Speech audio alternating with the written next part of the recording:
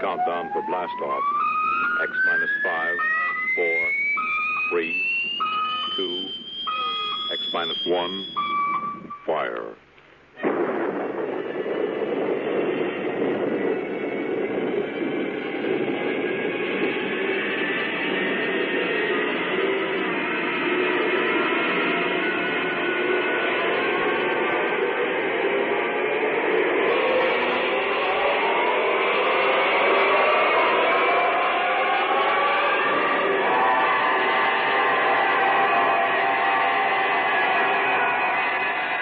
From the far horizons of the unknown come tales of new dimensions in time and space.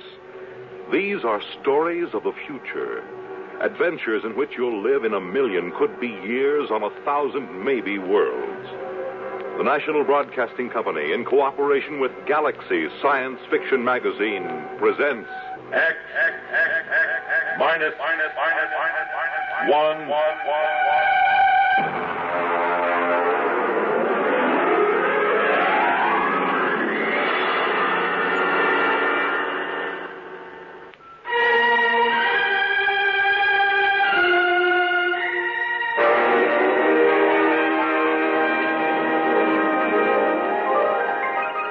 now on X minus 1, The Merchant of Venus.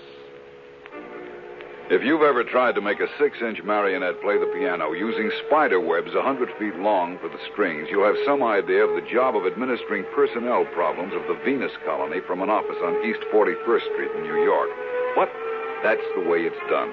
All recruitment and contract work for outspace employment is handled by the UN Off-World Commission. My particular mess is the Venus Project. Mostly the trouble comes to my phone extension. Work 'em here. Work 'em. How long do you think we're going to stand for this? Oh, General Carlson, how are you? At the rate you're going, there won't be a man left on Venus or a dollar left in the budget. What kind of a personnel director are you? Well, if you... Don't you know this project is vital to every person on Earth? General Carlson, just what is wrong? 30 more resignations came in from the colony on the last mail flight. 33 spineless quitters getting fat at the taxpayers. Excuse me, General. Listen to me, Workham. I'm getting awfully tired of the kind of recruiting you're doing.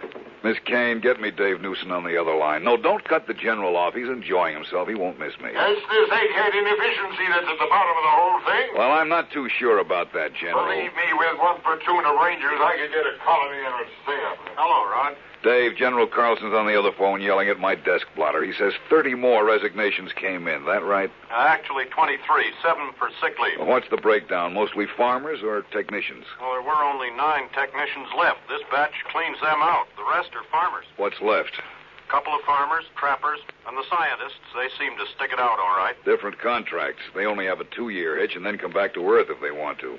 Listen, meet me down at the coffee shop. No, Carlson goes down there sometimes. The saloon over on 43rd, about 10 minutes.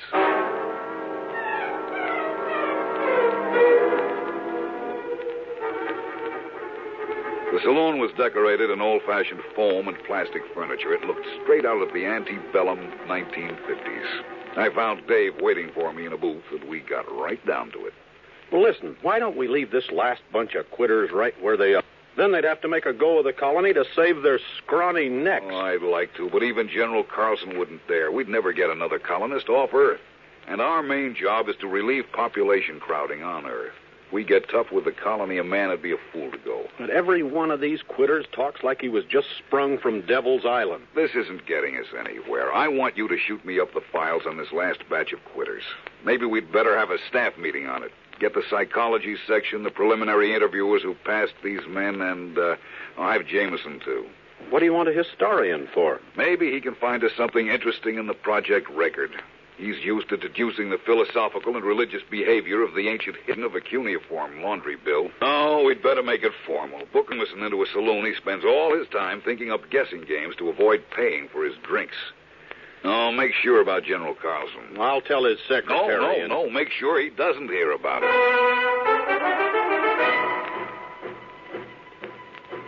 I don't have anything against General Carlson personally.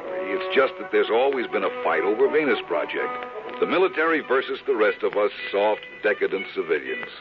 Carlson felt the right way to settle any virgin territory was to set up a military outpost on the ground that soldiers had always been the best operators under similar circumstances. I had lunch with Dave before the conference. You want to call the Greasy Spoon and order? What's on the menu? Well, Protost burger, sliced seaweed borscht with boiled algae balls. Just coffee. Black coffee. They don't have coffee. What do you think this is, the Chambord? You can have Neocaf or Syntho tea.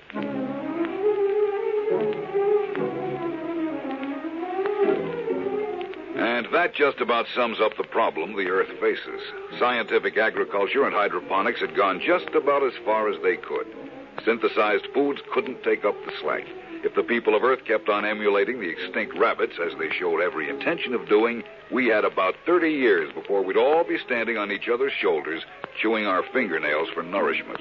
Or rigid birth control would go into effect, with the whole attendant problem of racial tension, nationalistic wars, and bootleg conceptions. The group gathered in the conference room looked sour enough to have been dining on seaweed borscht for a week. All right.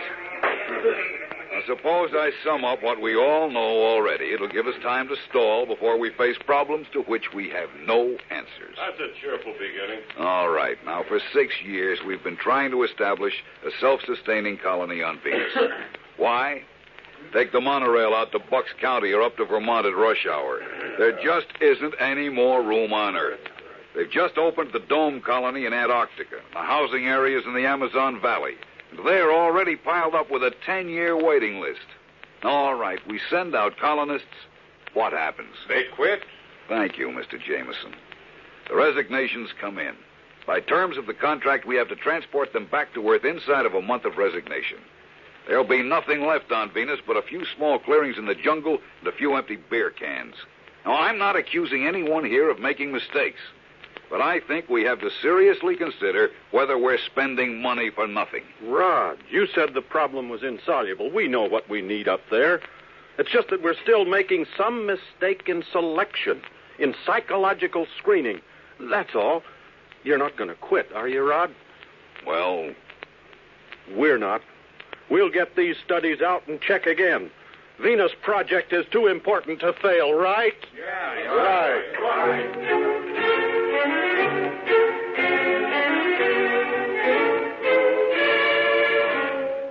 It's a cheap trick, but it always works. I talk with a heavy, heavy heart, and Dave jumps in to shill like a Boy Scout. It always amazes me how a bunch of PhD psychologists can get suckered into enthusiasm every time. We tried to figure out what made the settlers quit. We went into their backgrounds, their personality psych profiles. The coffee grew stale and the smoke heavy. Nothing. Look, Rod, here's what it boils down to. A man has to be unstable to want to leave Earth, but he has to be stable to stay active and resourcefulness to make out on a new planet. But if you had it, you'd make out fine at home. You need young, healthy, vigorous, mature, older, experienced people all rolled into one. We're looking for a collection of walking paradoxes.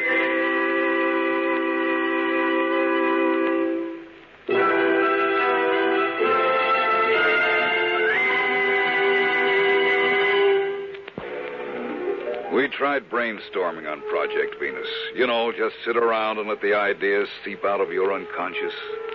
Take kids up and bring them up on Venus under guard. Grow colonists in test tubes and ship them out wrapped in glass. Start trial colonies in the Congo. Nothing. I was mulling the conference over by myself in the saloon when Jameson dropped into a chair beside me. Hi, Rod. Oh, hello. Hey, I got a new game. I take 3 matches in my right hand and Don't you guess... bother. I'll pay with the drinks.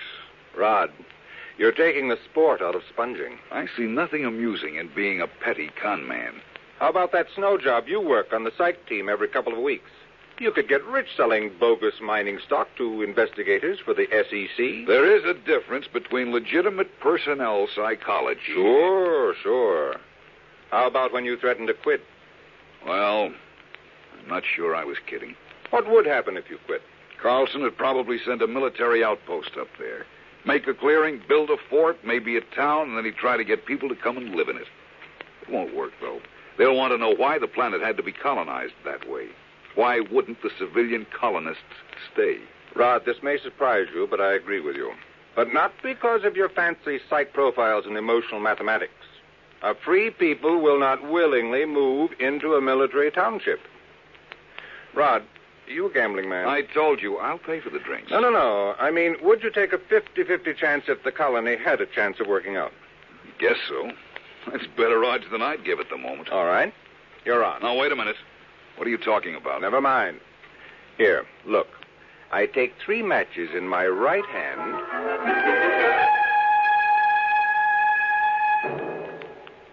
And that's all he said.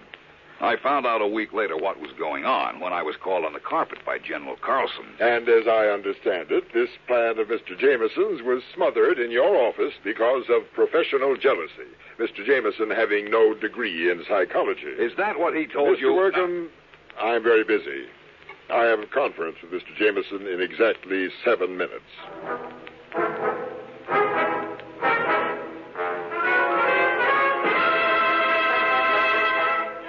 I caught him later that afternoon. Now, take it easy, Rod. That's the only way I could get Old Blood and Sarsaparilla to snap at my bait. If he thought you were sitting on an idea, he was bound to grab it. You know he dry-docked me for 6 weeks. Go fishing. Have a good time.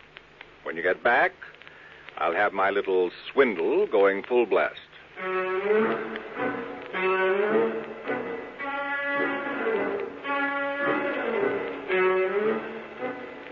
That is exactly what I did. I went fishing.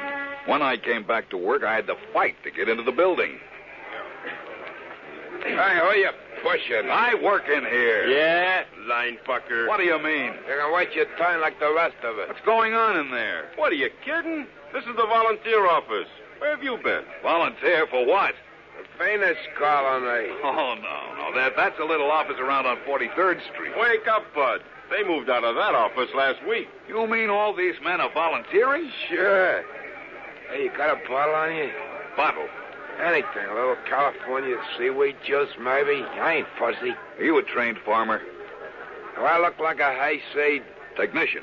Mechanic? Listen, Buster. That's for marks, rubes, hicks. I know how to take care of myself.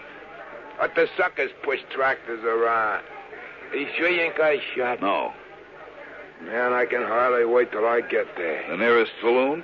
Venus, man, Venus. What are you going to do when you get there? Snake me a little climb. Then let the creds roll in. Going to get me a year's supply of the best pre-war scotch, and I'm going to use it up in a week. They don't pay that kind of wages at the colony. Wages? That's for square johns. I'm going out for the hot stuff. You know what I mean? Radioactives? Well, the government assays don't show enough to make it worth shipping. That's what they want you to believe. I heard they got loads of big U's so rich, you got to wear a lead union suit to get near them. Don't you realize there's nothing but jungle up there, and insects and spores and fungus? All right. I know the story. That's to keep out suckers. Take it from me, Bud. Just look around. The smart money knows the truth. I'm getting in on the ground floor.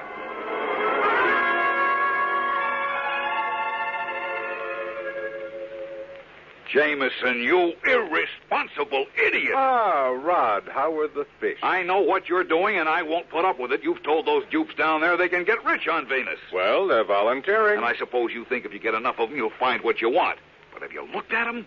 Crooks, gangsters, bums, hobos, drunks, and I don't know what. They are a little picturesque, aren't they? Well, you've got recruits, all right. But what kind of a society are you going to start with them? Rod, you're not being just a teeny-weeny bit snobbish, are you? Look, this isn't a joke. I don't care who goes as long as they meet some standards. But to make a decent place, you need decent people, morally clean and healthy. And to think this is a man I have seen playing stud poker. You've got a collection of bums and alcoholics and criminals. Probably half of them are wanted by the cops. You've got to stop.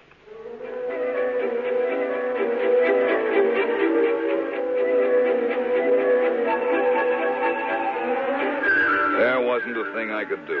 I issued a statement to the press, and I got editorials attacking me for trying to keep the riches of Venus from the common man. Days passed, weeks. The training and screening compounds were jammed, and the transports lifted from Cocoa Base on a tight schedule, 100 men to a ship, not counting crew. People traveled miles to apply. They drifted in from every skid row around the world. Then the numbers decreased. Day by day, the get-rich-quick propaganda seemed to be losing its grip. About a year passed, and the lines had dwindled down to about a steady 5 men a day. I went through my routines in a kind of daze, horrified at the tale history would write about the society that was recruited through my office. Then one day, I met a man in a lunchroom. He asked me the way to the recruiting office. We got to talking. That afternoon, I found Jameson in the saloon and cornered him. Look, I take 4 lumps of sugar in my left hand, and you try to guess which one... Never mind. It's just a little sporting proposition. I've had enough sporting propositions out of you. Jamie, I just talked to a recruit. How democratic of you. I'm not kidding. He was an engineer who tossed up a good job to go out to the colony. How nice. I did a little more checking. They've changed. There are farmers with their families, school teachers, lawyers, doctors, and then 2 ex-colonists applied yesterday to go back. Guess which hand holds Listen, there is on the bar a pre-war bottle of scotch at $25 an ounce. I will buy you the whole bottle for an explanation. Oh, well, wait till I put the sugar back in the bowl. Jamie, how did you do it? Were we so far wrong with our charts and psychomath? Actually, you told me how to do it. Remember you said if there was a recently pioneered society around for you to test, you could set up your standards? Well, all you needed to do was duplicate the kind of person who settled America, or Australia, or California. As an historian, I knew what they were like, and I knew what brought them. So I put out the same bait. In a pig's eye, you did. How about freedom of religion, freedom from oppression? That had something to do with settling America, didn't it? Isn't that what brought people to this country?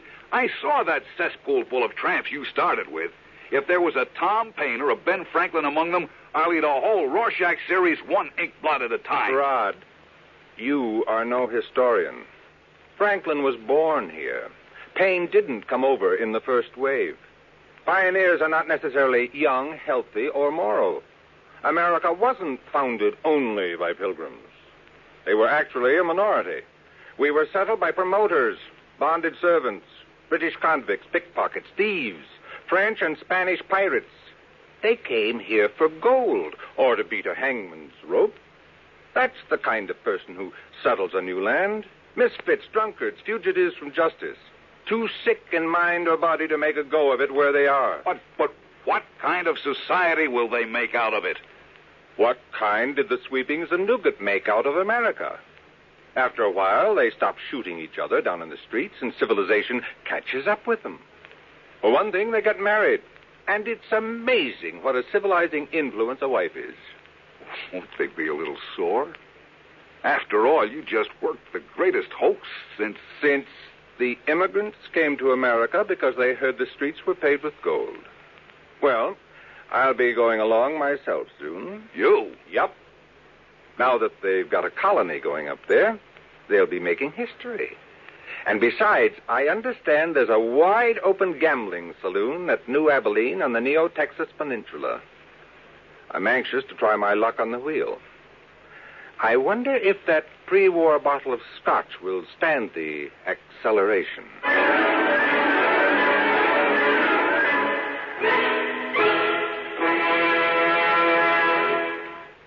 You have just heard X-1, presented by the National Broadcasting Company in cooperation with Galaxy Science Fiction Magazine.